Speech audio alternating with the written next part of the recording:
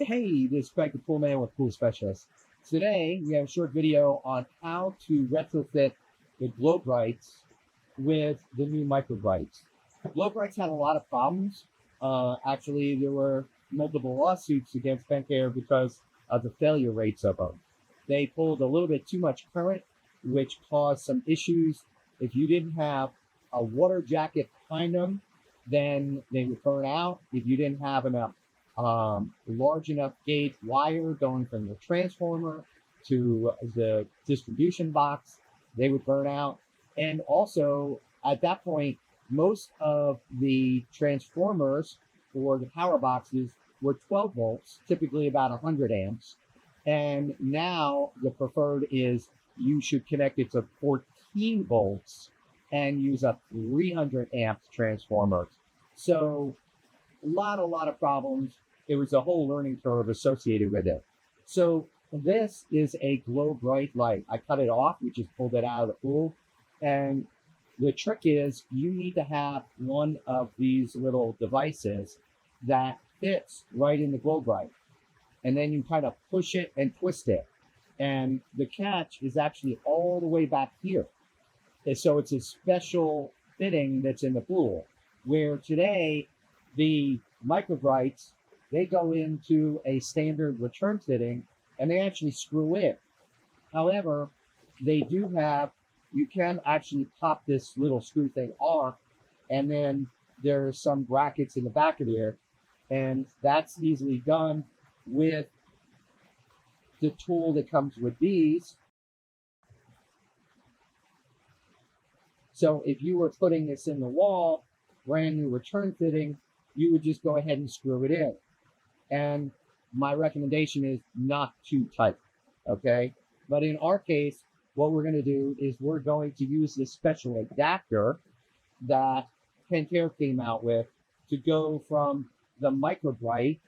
So we'll be able to attach the MicroBrite in here, and then we'll actually be able to click it into the return or the wall fitting for the MicroBrite, which is not a standard 1.5 inch thread. So the catch is all the way back here. So what we're going to do is we'll give you these part numbers. You could probably purchase this on Amazon. We'll have the link below. Same thing with the MicroBrite lights. You are not going to buy a brand new GloBrite. I would strongly recommend against that. However, one of the things that you really want to do is you want to check your wirings, you want to check your transformer, because if you undersize the wiring and you undersize the transformer, you won't get enough voltage out to the light. And the lower the voltage, the higher the current. The higher the current, the more it heats up. And so if you have insufficient wiring, you will burn out the MicroBrites very quickly. I mean, some people get 6 months, some people get a year. And we're going to show you this box, how it was wired up, and how everything actually melted in the box due to so much current going through a small wire. And then we'll show you the correct wiring to actually use with the box. Okay, so if you watch any of my earlier videos, I tell you to use a pull string. So we always go to the box, we wrap up this, and you want to make it very contoured so that it's kind of like a bullet and it doesn't catch on anything. I like to take some Dawn dish detergent and just pump it down that conduit. It just makes it a whole lot easier to pull the wire out and then to pull the new wire in. So here's our pull string. We're going to go ahead and cut that. We know the length because we have this. And so then we are going to unravel our new light and we're going to connect it up, and I'll show you how all that works together.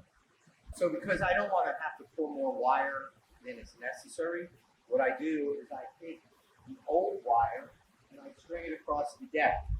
And then I drop the new one and I unwind it. Don't pull from the center, because then what happens is you twist the wire and it kinks up. And then when you try to pull it through, it doesn't want to pull through, it wants to kink, and it makes it a lot more difficult to pull it through. So go ahead and spend the little bit of extra time and unroll it. You will be very thankful for that. And so I'm going to unroll this, and then I'm going to add probably about 7 feet to it, and then I'm going to cut it at that point, and we'll reattach it to the wire and pull. Okay, so as you can see, a lot of times they come with this little threaded piece already attached, right? Sometimes not, and sometimes it's laying in the box. But we're going to need to remove that because we're not using a standard return fitting. We're going into this adapter. So you're going to have to hold that and then twist this. There we go. And so we got to twist. And once we get it twisted, we should be able to separate it. And when you're pulling out the old GloBrites, sometimes you need a screwdriver once you twist it out of the wall because it kind of sticks in the wall. So you're going to pry it out a little bit on each side. So there you can see that we've got this piece, and now we're going to remove it from the entire string. And if you'll notice, this wire is a much smaller gauge than the old GloBrite because the old GloBrite actually drew a lot more power and had a lot more energy requirements. So at this point, what you can see is this is the back. That is what replicates the old GloBrite. And this is going to attach into the MicroBrite. So we feed that in, and there's even a washer in here. So if we have some difficulties, we could actually take that washer out if we can't get it compressed. That would definitely seal up the conduit. And sometimes, depending on your builder, or shall I say more likely your electrician, you may wind up having some issues with it. There we go. And you can actually hear it click into place. So there's little pieces in here that it's clicking into. So this is a pretty nice design. You know, I'm kind of in favor of taking these pieces off, especially this one. The serial number I would leave on. That's not going to hinder getting it into the pocket inside. But as far as the Pentair safety label, we're just going to trim that off because we don't really care about it. So now we're going to go ahead and attach the end of this to our pull string. And at that point, we'll go ahead and we'll pull it back into the box. All right, this is a really important part of pulling lights. I strip the wire back, and I try to make this very contoured like a bullet.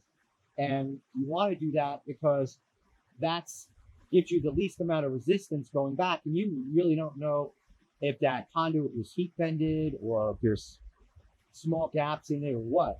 So you want to make it as easy as possible. This is one of those things where you work smarter, not harder. So we're going to go ahead. We take our pull string, go in here, we wrap it, tie it into a knot, give ourselves enough lead string on it, and then we're going to bend our wire over as tightly as we can, and now we're going to wrap it with electrical tape. And again, very, very tightly. Come down here. Make sure that you tape over the outer sheathing of the wire, and then back up, making things as smoothly as possible. And then, very, very important, you see this string?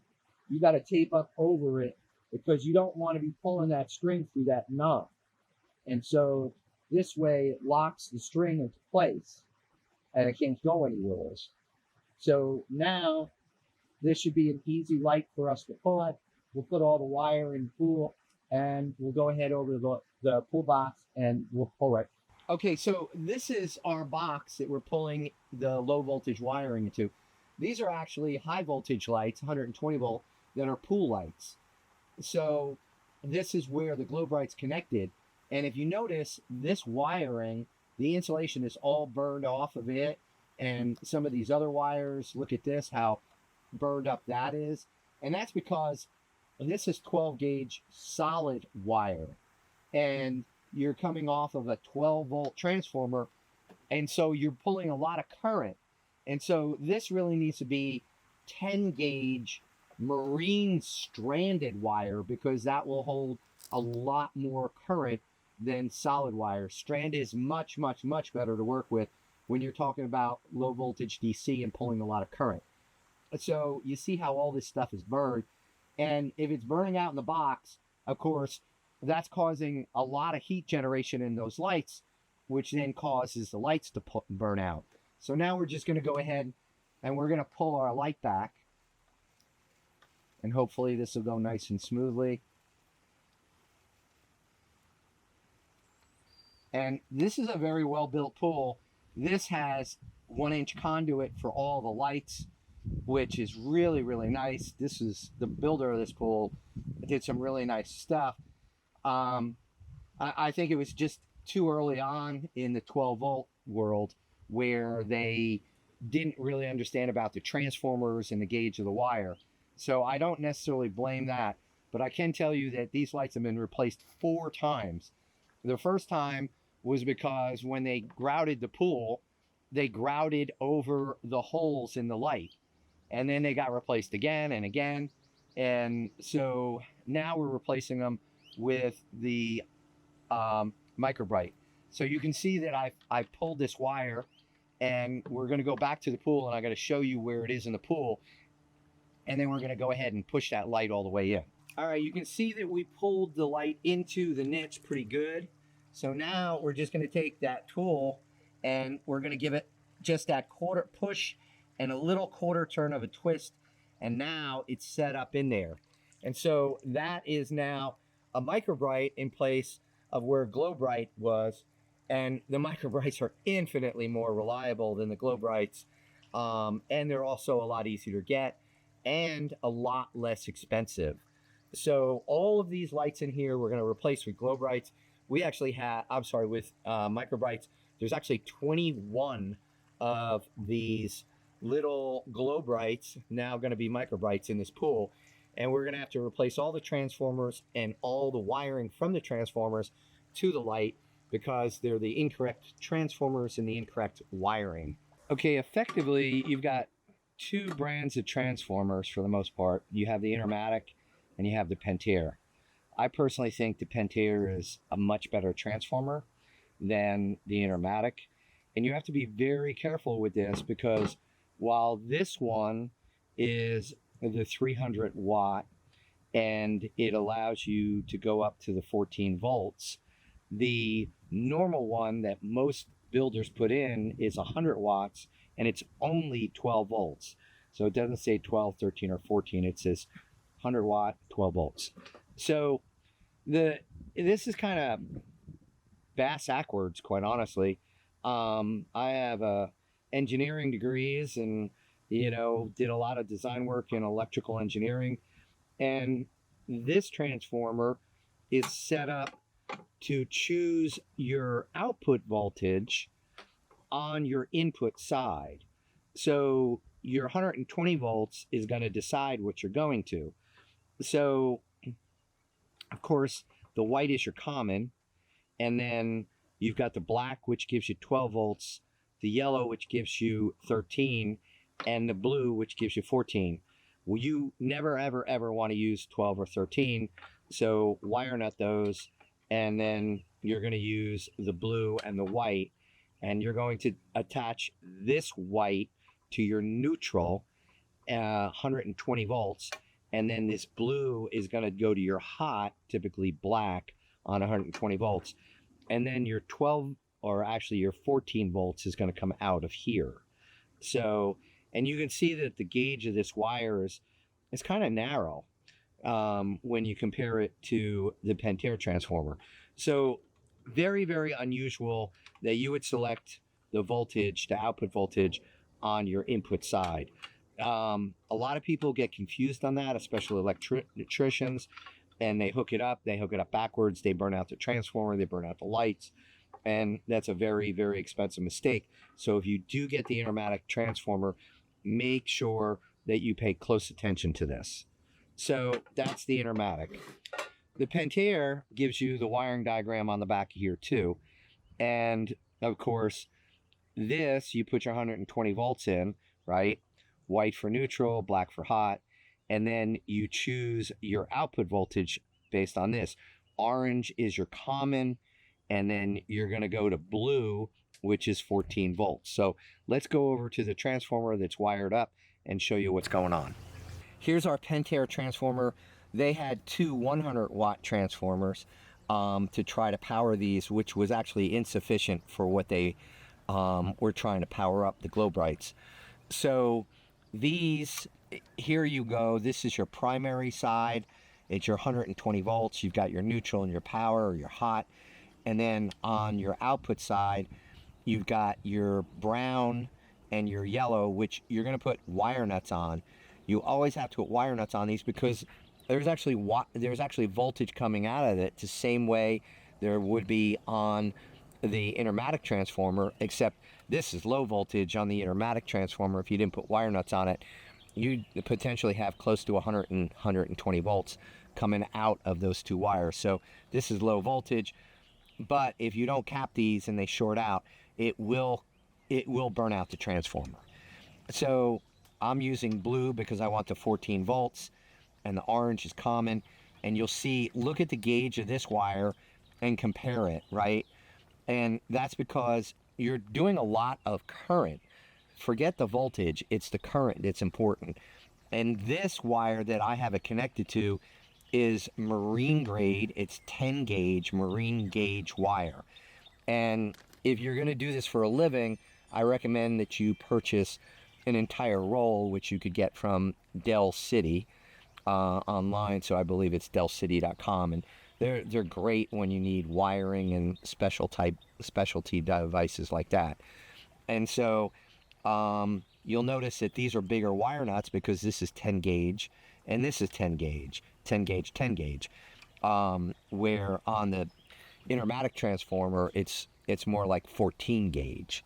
So that's your wiring for your transformer. So now we're going to go around and we're going to show you how it wires up to the lights. All right, so when you're wiring a bunch of lights together, trying to get them all underneath a wire nut is an issue.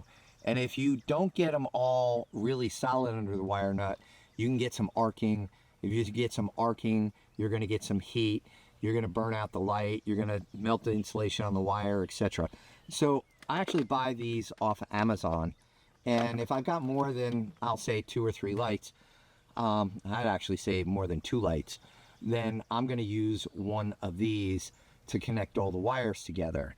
So it's AC voltage. So if you wanted to mix them up, it doesn't really matter whether these are all white or black, these are all black or whatever. I'm just anal retentive, so I like to keep everything in order.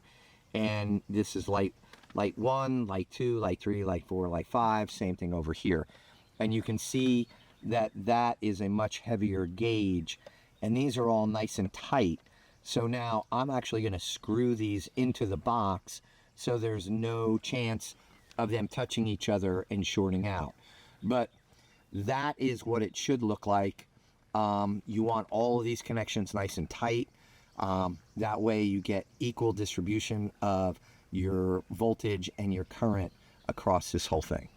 After a very long and hot day, you can see that we have all of our lights functioning on the upper pool tanning deck, as well as all of the MicroBrites functioning on the lower pool. That concludes our video. I hope that you found it educational. If you did, please give us a thumbs up and follow us, like us. Thank you so much for watching, and have a great day.